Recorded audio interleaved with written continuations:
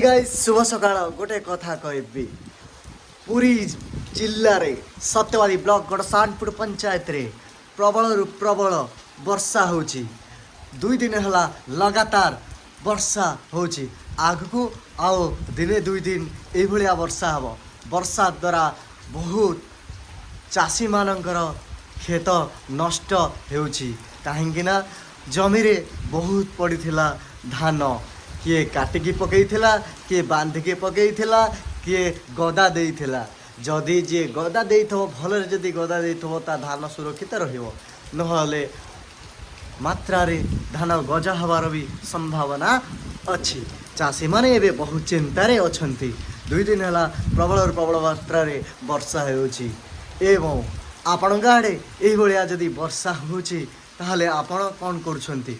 आपण घरे रही मुढ़ी चूड़ा खाई आराम से घरे रुहंतु कहीं ना घर बाहर देह ठंडार थरई दौची। शीत जोर प्रबल होउची। जैकेट पिंधि घरे रुहंतु एवं सुस्थ रुहंतु। जय जगन्नाथ, जय श्री राम।